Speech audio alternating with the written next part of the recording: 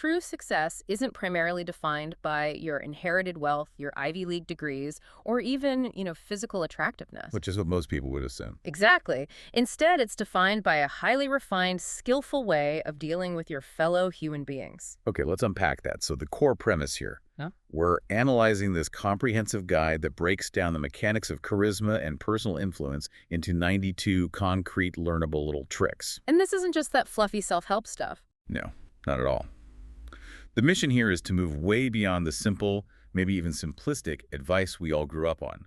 Things like Dale Carnegie telling us to just smile back in, 1936. Right. That kind of advice, while it's a classic, it's just too simple for today's complex and, frankly, sophisticated corporate and social world. Exactly. So our goal here is to demystify success in relationships and business. Yeah. We want to stop treating influence like it's this magical, genetic quality that's just reserved for a few lucky people. We're really viewing these techniques as tangible building blocks. It's a system you can actually learn and practice. And the foundation of this whole system, the core concept that grounds all 92 tricks, is the power of subliminal signals. And this is where it gets truly fascinating. The material reminds us that the human body is constantly broadcasting information at just a staggering rate. It's a lot like how animals perceive the world outside of our normal sensory range. Right, like dogs can hear sounds we can't detect. And bats use sonar to see shapes in the dark that our eyes just miss completely. So in the same way, every tiny, seemingly insignificant move you make, your posture, the speed of your smile, where you put your hands, it's all operating beneath the conscious awareness of the people around you. And these signals, they powerfully attract or they repel. They often make the final decision before a single word is even spoken. The source puts it so vividly. It says the essence of you has already axed its way into their brains. Yeah, that's a powerful image. It's like you're transmitting over 10,000 units of information per second just by standing there. That's just immense leverage, just waiting to be honed. So if your body is already writing your autobiography in motion, let's jump right into those silent signals, The realm of nonverbal mastery. because that's where the indelible first impression is truly forged. Okay, so we have to begin with what the source calls the astonishing 80% rule. The 80% rule. Yeah. The research confirms that the way you look and the way you move constitutes more than 80% of someone's initial perception of you. Wow. Think about that for a second. 4/5 of your impact is delivered before you've even opened your mouth to, I don't know, talk about the weather, let alone your big proposal. And what makes this rule so powerful is how accurate it is, even across language barriers. The author talks about working in multiple countries where they didn't speak the language at all. And they could still tell who was who. Exactly. They still found their first impressions about colleagues, who the heavyweights and welterweights were, to be spot on solely based on how those individuals carried themselves and moved. It's primal then. It's totally primal. Our brains are hardwired to quickly assess status and threat through these nonverbal cues. If you walk in radiating confidence, your audience responds positively.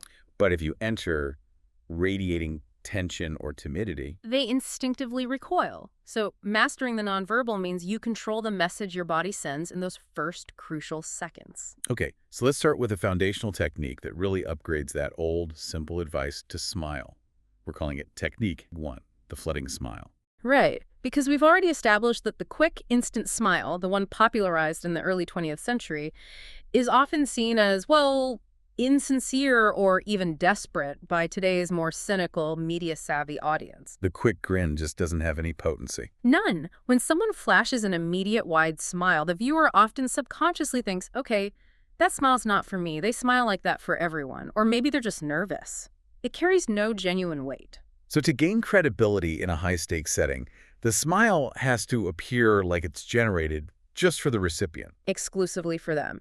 And this brings us to a really memorable anecdote about a friend named Missy, or Melissa, and she started to be known professionally. She was trying to take over her family's business, right? A super tough, male-dominated, corrugated box business. And when she started, she was naturally very bubbly, an incurable giggler, with this quicksilver smile that was, frankly, too accessible for a CEO role where she needed to project gravitas. You needed to command respect. Exactly. And her late father, who built the business, he recognized this challenge. He shared a study showing that women who were slower to smile in corporate environments were actually perceived as more credible. More serious, more Yeah. stature. He pointed to figures like Margaret Thatcher or Indira Gandhi, powerful women who did not rely on instant broad grins to charm their way through. They earned their smiles. So the core technique is to train your lips to erupt more slowly. You have to force yourself to pause for just a split second. Just long enough to genuinely observe and soak in the person's persona, their essence. And only then do you let the big, warm smile flood over your face and, crucially, overflow into your eyes. That split-second delay does all the heavy lifting. It convinces the person standing opposite you that the smile is not automatic. It's genuine, it's personalized, and it's a response to their presence. It makes that warmth feel like a warm wave that they specifically generated. And if you can master that one simple delay, you immediately broadcast sincerity and respect, and it sets a dramatically different tone than just an instant, generic grin. That makes perfect sense. Now, moving up a few inches from the smile, we get to the powerful insight that governs technique too: sticky eyes. And the material says your eyes are psychological lethal weapons that can detonate emotions. So this goes way beyond just maintaining good eye contact, which, let's be honest, can sometimes feel aggressive. It can. Sustained, focused eye contact is one of the most powerful subliminal cues we have, and there's a clear biological basis for this. Okay, break that down.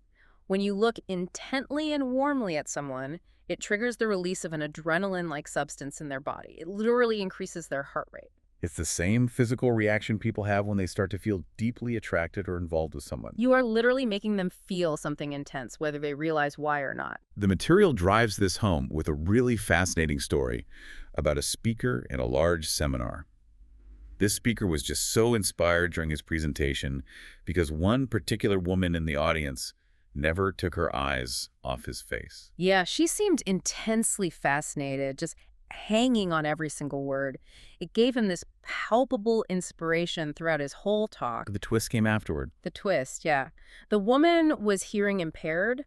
She was only maintaining that intense focus because she was struggling to read the speaker's lips to process the content. So it wasn't about him at all. Not directly, but her sheer, unwavering focus, the act of sticky eyes, had provided the speaker with immense pleasure, confidence, and inspiration, totally regardless of her actual opinion of the speech. So the technique itself is to pretend your eyes are literally glued to your conversation partner. With sticky warm taffy. Right.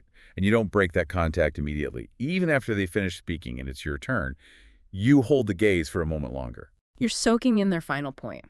Then you look away slowly and reluctantly, as if you're stretching the gooey taffy until the tiny string finally breaks. That's such a great visual. It broadcasts deep comprehension and profound respect. You're signaling, I value what you just said so much, it's hard for me to pull my focus away. It's powerful. I do have to challenge this a little, though. You mentioned that intense eye contact can sometimes be seen as hostile. The source material does include a crucial modification here, right? Specifically for men interacting with other men. Absolutely. And it's based on a Yale study. The study showed that intense, prolonged eye contact between men, especially strangers, can be perceived as threatening, challenging, or hostile. It can trigger an instinctive confrontational response. It can. So the rules of sticky eyes apply fully in interactions involving women, so man to woman or woman to woman. But between two men, the recommendation is to use the technique, but make it slightly less sticky. A little less intense. Yeah, focus on the warmth, but avoid the feeling of a stare down. It's really about respecting that deeply ingrained status challenge dynamic. Okay, so our eyes were the psychological weapon that led to sticky eyes. Let's talk about how the rest of our body posture either confirms or denies that initial powerful gaze. We move to technique 4, hang by your teeth. And the premise here links posture directly to success and your inner state.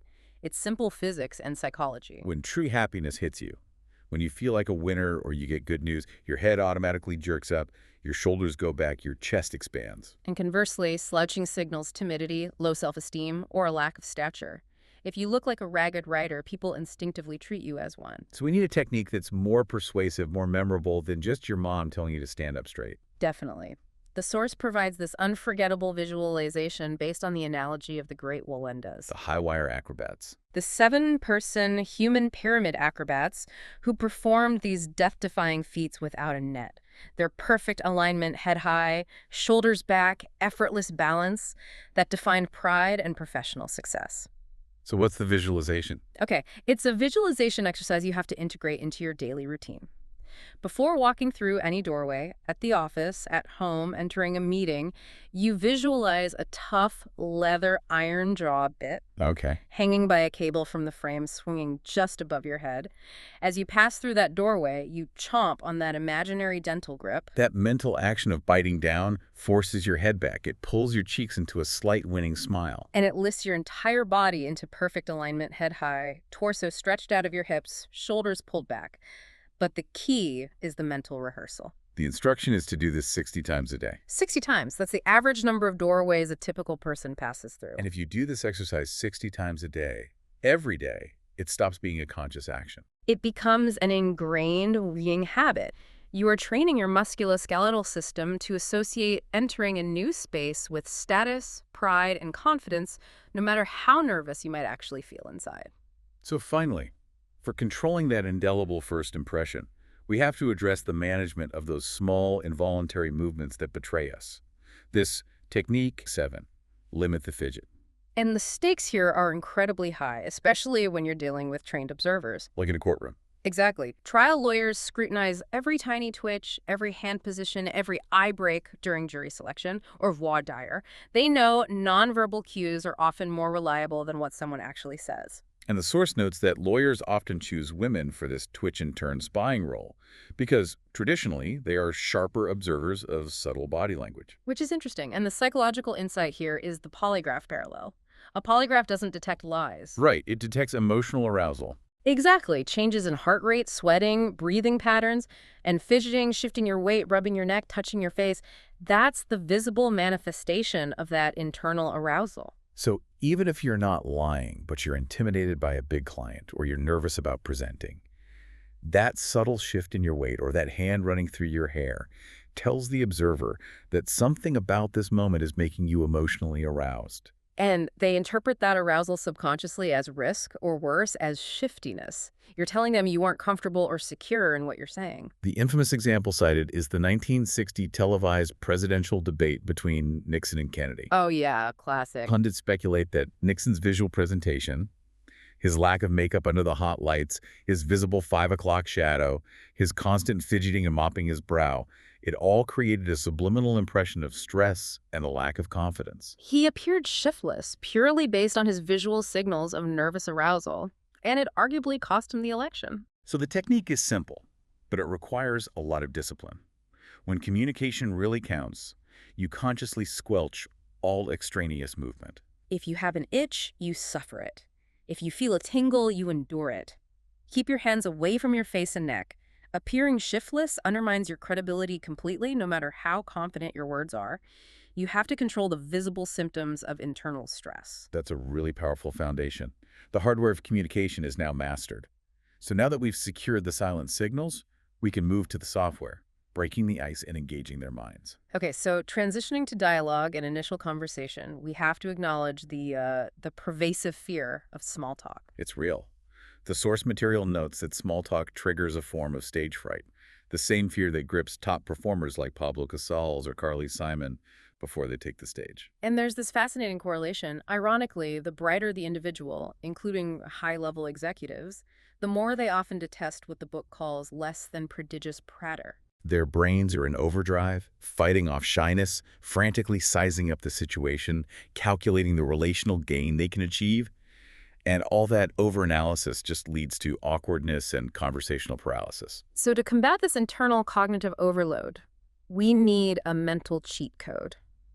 And that is Technique Sinks. Hello, old friend. It's a visualization technique designed to instantly trigger deep subconscious warmth without you having to actually feel it immediately. Right. The technique is to mentally trick yourself into seeing the new acquaintance as a long-lost, beloved friend. Whom you've just been joyfully reunited with after years apart. No, you don't actually rush them and hug them or scream, "Great to see you again." You just greet them with a normal, measured, "Hello, how do you do?" But the magic happens below the surface. Completely. This mental trick immediately bypasses your internal anxiety and triggers a chain reaction in your body. The softening of your eyebrows, the congenial open posture, the warmth in your tone that transcends language. Your body language becomes congruent with true affection and welcome, even if you just met them 60 seconds ago. And the source even notes that this technique works abroad. If you pretend a group of foreigners are your old friends who just momentarily forgot how to speak English, your body responds with genuine congeniality and patience. It just immediately disarms the tension of the new interaction. And this leads to a beautiful side effect. It becomes a self-fulfilling prophecy. The Delphi University study. That's the one. It proved that when volunteers deliberately treated subjects as if they already liked them, they genuinely wound up liking the subjects more later on. And crucially, the subjects in turn expressed higher respect and affection for the volunteers. So by projecting warmth, you elicit warmth. You really do. Building on that openness and genuine welcome, we have technique 5, the big baby pivot, which is all about giving a universal, instantaneous, full-throttle welcome. And this comes from the anecdote about Carla, the recently divorced copywriter. Right. Carla was navigating a corporate party and really struggling. She was trying to cast these cautious half smiles at attractive corporate men, afraid to look too anxious or desperate. And her cautious, limited, nonverbal output resulted in no approaches. She was signaling both interest and fear at the same time. But then a little 5-year-old boy named Willie tugged on her skirt, and Carla's behavior just instantly and instinctively transformed. She didn't hesitate. She flashed a beautiful big smile. She turned her entire body fully toward him, torso, hips, and feet. She kneeled down, touched his elbow, and just welcomed him with complete, genuine warmth. The way you would instinctively welcome a child. Right. And the speaker, who was observing this, challenged Carla to give the exact same genuine full-body welcome to the next corporate man who approached. And she took the challenge. She turned fully, smiled big, and said, "Hello, come join us." Her posture broadcast absolute acceptance and openness. And he immediately accepted, and they spent the rest of the evening in animated conversation. That full-body pivot is the key. It is. The technique is simple. Give every new contact the big baby pivot. Flash that flooding smile, turn your entire body fully toward the person, and welcome them openly, mirroring that instinctual, wholehearted warmth one naturally reserves for an endearing child. It's a powerful move because it removes all ambiguity. A head turn or a half turn leaves an escape route open. But a full body pivot signals, my entire attention and focus is on you right now, and I welcome you fully into my space. That subliminal cue of total acceptance is just incredibly disarming. Okay, so now that we've mastered the welcome, we need to ensure the conversation actually has somewhere to go. Here we address two of the biggest conversation killers, using one sentence, naked answers. Right. First step is technique 15, never the naked city. This is when you're asked the inevitable standard networking question, where are you from? And most people just drop a block of frozen geography on the asker's platter. A short form answer like Millinocket, Maine, or even just New York City. And the asker is left completely panicked, thinking, oh God, I have to know something interesting about Millinocket, Maine, or I'll sound like an idiot. This is what the source calls the Devlin debacle. The painful, awkward silence that followed when the host asked a woman, Mrs. Devlin, where she was from. And she replied with the frozen, one word, Columbus, Ohio. The conversation just died right there because she forced the host to do all the work. So the solution is to always provide conversational bait or fodder. You have to learn engaging facts about your hometown or location, and crucially, you must tailor that bait to your specific audience. You have to assume the asker knows absolutely nothing and provide them with a conversational gift. Let's elaborate on that Columbus example. If you're talking to a business person, your Columbus answer should be something like, Columbus is actually fascinating because it's where many major corporations product test. It's so commercially typical that if a product booms or bombs there, it generally does so nationally. You've instantly given them an interesting, actionable business hook. And if the person you're talking to has a German surname, you talk about Columbus's famous historic German village. If they're an American history buff, you mention the replica of the Santa Maria anchored in the Scioto River. You throw out different bait, whether they are shrimp or sharks, so that they have an easy, intelligent thing to say in response. And when the asker says something clever in response to your bait, they leave the conversation thinking you are a great conversationalist. It's brilliant. We apply the exact same principle to our professions with Technique 16. Never the naked job. Don't just toss out a short shrift title like actuary or astrophysicist. That throws up a massive jargon-filled barrier, leaving the listener feeling like a nincompoop outsider. And then they have to desperately search for an intelligent, non-insulting follow-up question. So you need to flesh out the job with a relatable story, a current challenge, or a description of your day-to-day impact. If you're an attorney, don't just say, I practice law. Say something like, I specialize in employment law. Right now I'm involved in a fascinating case where we are fighting over. You give a brief, interesting oral resume in a nutshell. And crucially, this description should focus on the benefit of your experience to the listener or society. The ultimate example of customizing the job pitch is Gloria the hairdresser. She understood this implicitly. Okay, what did Gloria do? Well, when Gloria met a businesswoman, she tailored her pitch immediately. She specialized in flexible, time-saving hairstyles for the busy executive woman. Ah, okay. When she talked to a stylish gray-haired woman, she specialized in a wonderful array of high-quality blue rinses and cuts. When talking to teenagers, she specialized in really cool, up-to-the-minute, edgy styles. Yeah, so she was offering the same services, but she framed her expertise to make the specific listener feel like she's the one Gloria had been waiting for. It's perfect. This mastery of the opening move brings us to two quick-fire techniques for initiating contact, especially in networking settings. First is what's it? What's Dissociate is wearing or carrying anything unusual. A unique pin, an antique watch, a strange tie, maybe a pair of outmoded lorgnette glasses. It's designed to encourage strangers to approach you. So that unusual object acts as a benign, curiosity-sparking target. It compels strangers to approach you and ask, what is that? And it puts the entire burden of the approach and the ice-breaking entirely on them, making your job far easier. And the second one is who's it? Right. If you see an important target who isn't wearing a what's it and you want to meet them, don't just approach awkwardly. Instead, you find their known associate, approach them, and ask, who is that fascinating person over there? Referring to your target. Ah, so you get an introduction. You get an immediate, flattering introduction from the associate. And second, the introduction is initiated under the pretense of this deep, flattering curiosity about the target, which makes the subsequent conversation much warmer. So once the ice is broken, the real work begins. Mastering dynamic conversation that makes the other person feel heard and appreciated. And sometimes, despite your best bait, you just hit a conversational wall. Maybe the partner is shy or tired or just plain monosyllabic. But even then, there's a technique to keep the fire blazing. Technique 20. Parroting. This is described as a foolproof trick to restart a dying conversation when your partner is refusing to return the conversational ball. The rationale comes from a simple tennis analogy. Conversation is a rally. If you're listening to a tennis match on TV, you hear the ball going back and forth, clink, clunk, clink, clunk. If you miss the clunk, the silence forces you to look up. So if the person across from you refuses to return the conversational ball, you have to put it back in their court to keep the rally alive. And the technique is remarkably simple. You just repeat the last few words your conversation partner says, but you use an upward questioning inflection. It's non-committal, but it signals deep engagement. We see this brilliantly executed in the famous Sweeney Todd anecdote. Yeah, the friend was trying to nap on a long trip, and his companion, who had just been to a musical, was just chatting away. The friend, too sleepy to generate original thoughts, simply parroted. So when the companion said, and then the barber started singing on stage, the friend just repeated, singing on stage, with an inquisitive tone. And the companion interpreted this as profound interest in the theatricality, so they elaborated.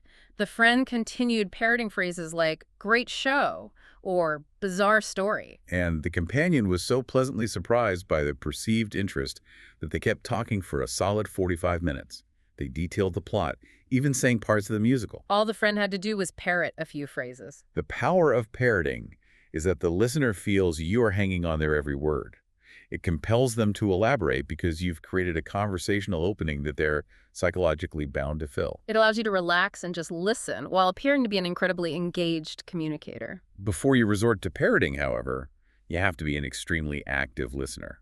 Which brings us to Technique 18. Be a word detective. Right.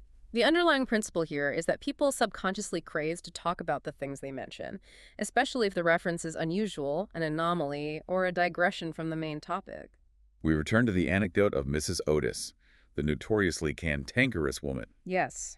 When her associate Nancy commented on the gray neutral weather, Mrs. Otis replied that the rain was good for the plants.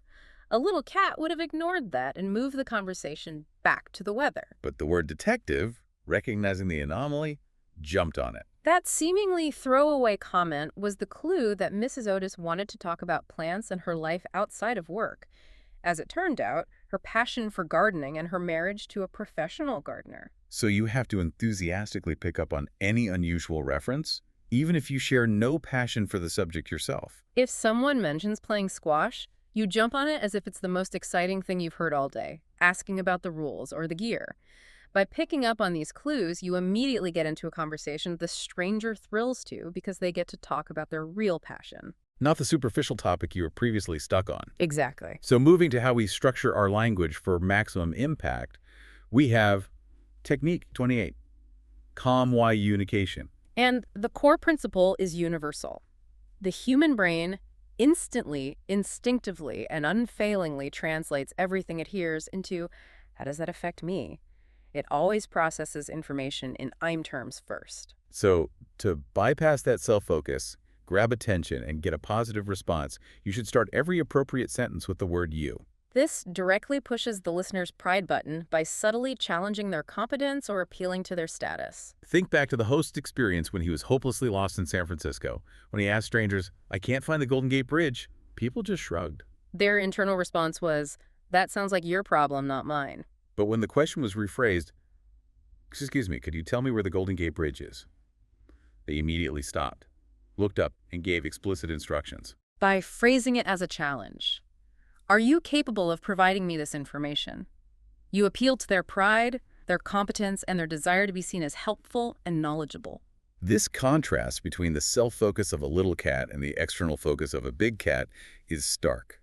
The material notes that inmates of mental institutions are calculated to overuse I and me in their speech. It just reinforces their self-referential focus. Big winners, conversely, naturally use you. Remember the ultimate seduction. Eve didn't command Adam. She said, "You will love this apple." It's an orientation toward the listener.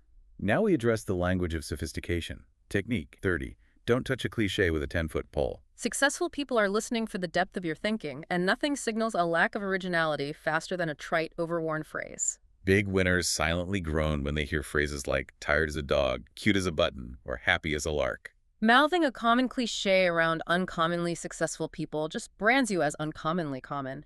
It signals an impoverished imagination and a reliance on borrowed language. So the technique requires effort.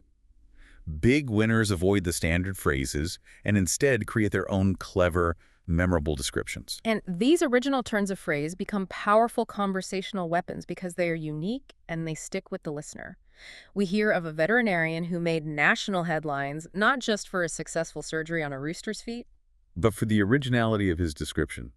He called the procedure a drumstick transplant. It's so good. Another fantastic example is the 122-year-old French woman who achieved international notoriety not just for her age, but for telling the media, "I've only ever had one wrinkle and I'm sitting on it." These neat, original phrases signal a mind that is constantly thinking and observing, and it makes you instantly memorable. It separates you from the masses who rely on mental shortcuts. And finally, on language choice, we have Technique 32.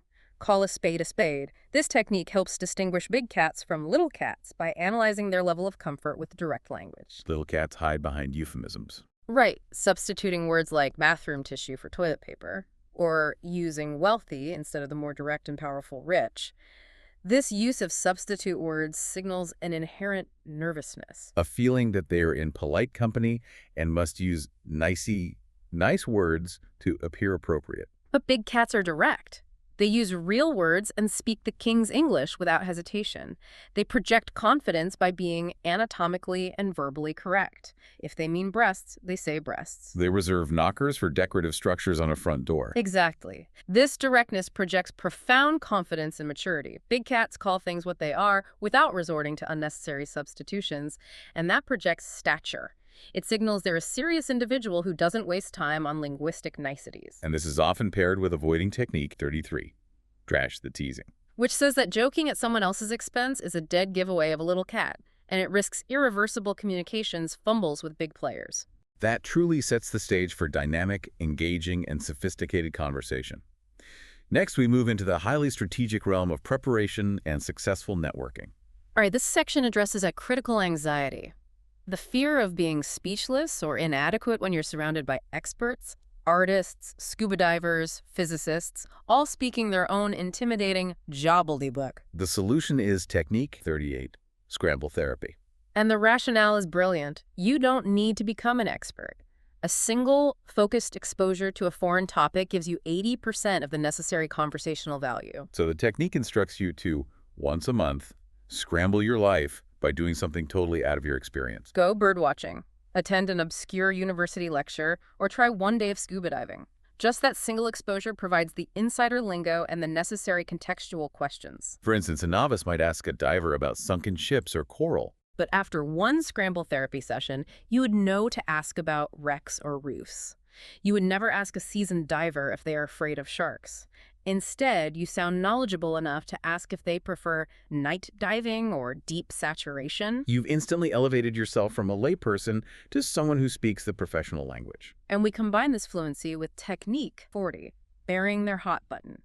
Insider lingo is one thing, but connecting to their current anxiety is a whole different ballgame. So before meeting professionals, doctors, writers, accountants, entrepreneurs, you must find out the current industry buzz or fixation.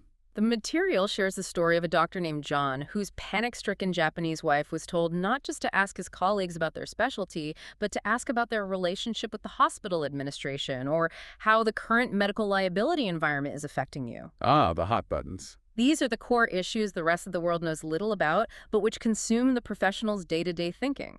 Accountants constantly worry about the rising cost of liability insurance for faulty audits. Writers complain bitterly about publishers refusing to pay electronic rights. And pushing these sensitive buttons immediately sparks passionate conversation and makes you seem charming and insightful, even though you are an outsider who just read the right article that morning. So we've prepared our language and our specific conversation starters.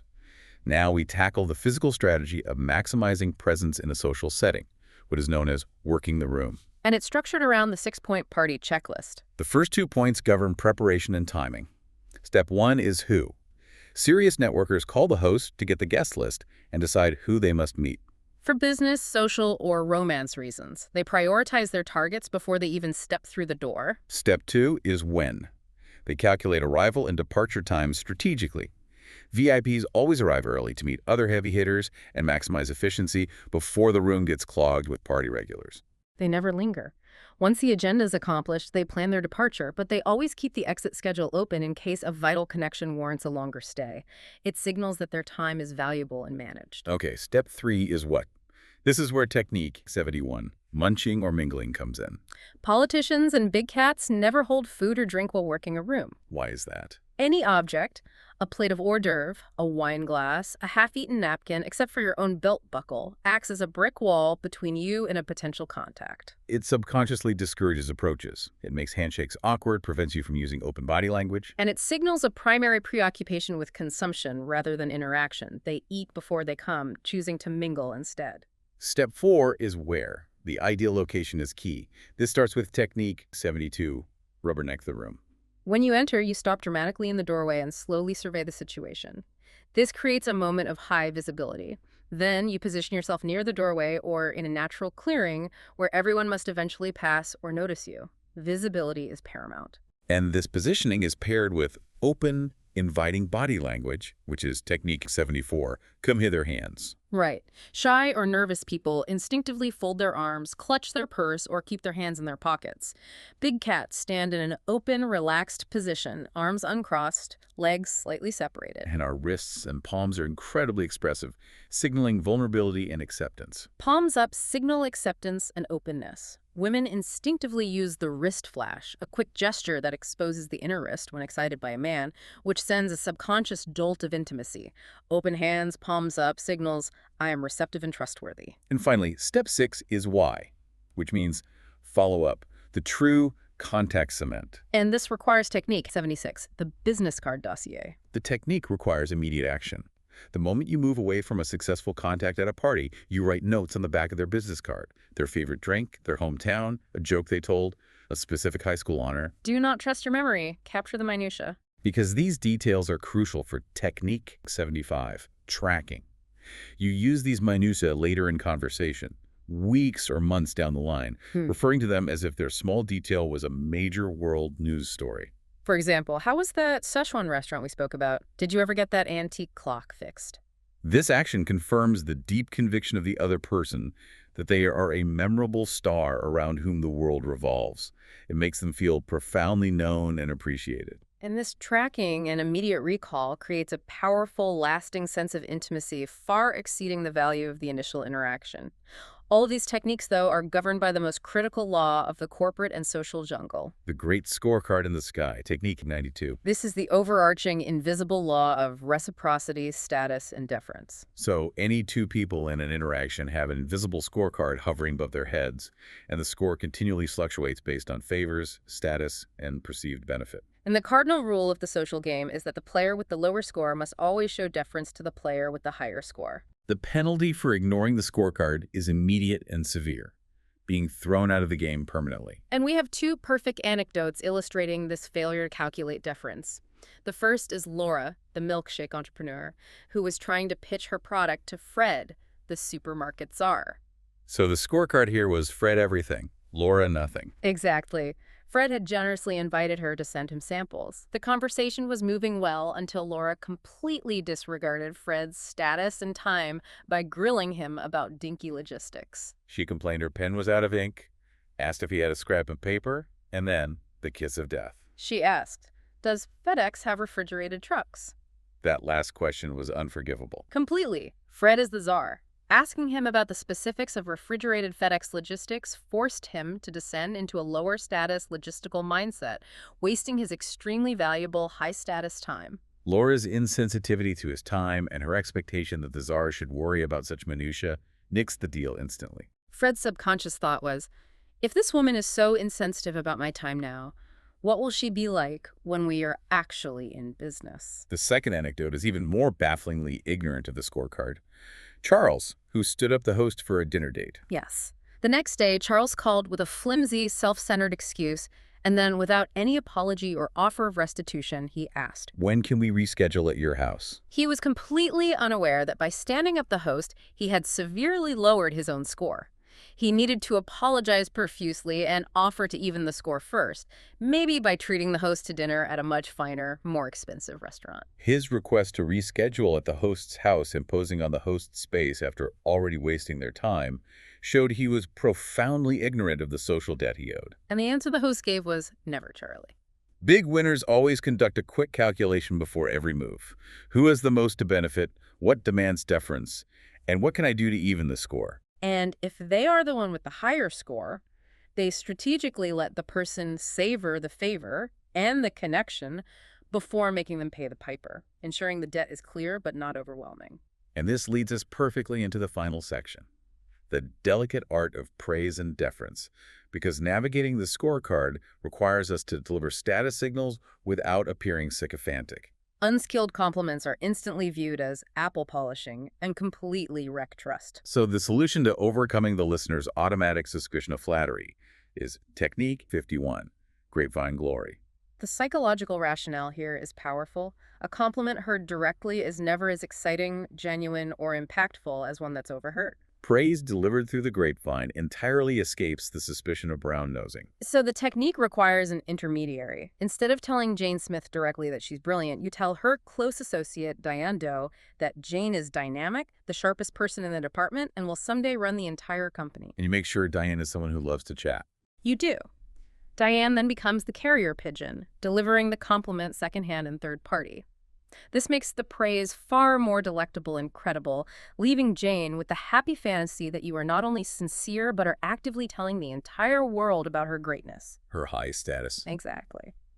Now we move to the absolute pinnacle of personalized praise, designed to hit the recipient's deepest ego. Technique 59. The tombstone game. Everyone believes they're very, very special. And they crave recognition not for their superficial achievements, but for their unique, deepest self-image, often defined by what they want engraved on their tombstone. This technique is designed to confirm that you appreciate them for their very essence. It has 4 steps. Okay, what are? First, during a genial, low-stakes conversation, you ask the important person what they would want engraved on their tombstone, their greatest desired legacy. They might say, "He was a man of his word," or "She spread joy wherever she went." Second, you file that information away meticulously in your memory. Do not mention it again. Third, you wait at least 3 weeks. The timing is crucial. You can't deliver it immediately or it will feel like manipulation. And fourth, you feed the information back as a high-impact compliment when it is most appropriate. So if your business partner, Joe, previously stated he wants to be known as a man of his word, weeks later you say, genuinely, "Joe, I really appreciate being in business with you because you're a man of your word." That reliability is priceless. And the source notes that this compliment hits Joe like a 747. It does, because it convinces him that you see and appreciate him for who he truly is, the inner self-image he values above all else, his ultimate desired legacy. These tombstone game compliments are never interchangeable. They must match the recipient's personal pride point perfectly to work. Now, when dealing with those who have already achieved celebrity or high status, those who already have an astronomically high scorecard, we use technique Take 36. Big shots don't slobber. Right. If you run into a VIP like a celebrity or a high-ranking boss, do not slobber over them. They're constantly bombarded by people seeking favors or attention. So you give them a simple nod and a warm smile, then immediately return your focus to your companion. You allow the luminary a moment of anonymity and peace. You must treat them like a professional equal, even if you are not. If you must approach them, wait until you or they are about to leave. And the crucial rule when speaking to them is this: never compliment their work itself. Don't say, "You run a great company," or "That was a wonderful film." Why not? Because that invites the unspoken high-status thought, "Lowly geek, who are you to judge my professional work?" Instead, you speak only from your personal perspective. Tell them how much pleasure or insight their work has given you. For instance, "I just wanted to tell you how much pleasure your leadership has given me," or "The insights in your book fundamentally changed the way I approach X." You're thanking them for a personal gift, not offering a critique. And remember to keep comments current. Avoid dated references. No one wants to hear about their 1980 work when they have excelled since then. This emotional timing extends beyond praise into the difficult art of delivering difficult information. This technique 34, it's the receiver's ball. We're reminded in the Pharaoh analogy. Historically, runners bringing good news were treated like princes. Those bringing bad news were executed. The core problem today is that people deliver news with an attitude matching how they feel about delivering it. Often a cheerful chirp to mask their own discomfort, not how the receiver will take it. Right, that cheerful chirp from a hotel clerk informing you your room isn't ready, or a waiter merrily warbling that they just served the last roast beef. It's jarring. The emotional dissonance makes you want to lash out at their insensitive grin. So big winners deliver news, especially bad news, with an emotion that precisely matches the receiver's anticipated reaction. If the receiver is going to be devastated by the information, you adopt a sympathetic sigh or sob before the delivery. You throw the news with the receiver in mind, not yourself. You provide emotional resonance before you provide the content. And finally, to maintain these high-status relationships, we have to respect boundaries and timing by identifying the 3 sacred safe havens where big tigers will not attack. And where little cats must not trespass. Safe haven, parties are for Prater, Technique 83. Parties are designated for pleasantries, networking, and good fellowship, not confrontations or heavy business talk. The classic example is the mailroom clerk, Jane, who chose the CEO's Christmas party exit path, fueled by too much champagne, to confront him about childcare costs. She broke the unwritten rule, and she suffered the repercussions months later, passed over for promotion, because big players won't risk having team members who might confront important clients in an inappropriate setting. The social setting must be respected. Safe haven 2. Dinners for dining, Technique 84. This is considered the most guarded haven of all. Tough, hard negotiating should be reserved strictly for the conference table. While breaking bread, big cats only discuss the positive side of business dreams, ideas, and congenial positive chit-chat. This boundary is critical to avoid inflicting stress or indigestion on each other. And Safe Haven 3. Chance encounters are for chit-chat. Technique 85. If you run into a high-value contact, like Willie the widget salesman running into Big Winner Fred in the supermarket line, Do not capitalize on the meeting to talk business or try to force a pitch. Willie, the successful little cat who says, "Hello there, BW, how good to see you," and says nary a word of widgets, will get his call returned the next day. And that's out of Big Winifred's profound relief and gratitude for Willie's graciousness and respect for boundaries. By not talking shop, Willie demonstrates he is a big player who recognizes the scorecard. If you consistently create and respect these safe havens, people will elevate you to the status of a big winner. It proves you understand deference and respect context, which are key components of the Great Scorecard. We've covered remarkable ground today, moving from the most minute nonverbal cues, the flooding smile and the power of sticky eyes, to deep conversational strategies like parroting and the emotional precision required for praise via the tombstone game. And all of it, all under the governing law of the Great Scorecard in the sky. We can definitively say that success is not a magical inherited trait. It is the cumulative outcome of many years of deliberately making small, smooth, intentional moves. We're reminded of the Nordic skier anecdote. The pro's grace, as he effortlessly sidestepped out of the groomed track to let the awkward skier pass, that wasn't born. It was a deliberate move grown out of years of practice, characterized by deference and attention to the needs of the other person. He wasn't thinking, "Hey, look at me, here I am, I'm the pro." That's the orientation of Little Cat, the self-referential thinker. Precisely. The big cat is oriented entirely outward. They are thinking, ah, there you are, let me make room for you. That fundamental orientation, making room for others, acknowledging their importance, and managing the scorecard is the central difference between average communication and powerful career-defining influence. So we leave you with one final provocative thought drawn directly from this comprehensive deep dive into the 92 tricks. If you were being tracked on your business card dossier right now, what small, insightful detail would someone write down about you today that proves you made room for them? Think about that, and how you will choose to leverage these insights in your very next interaction.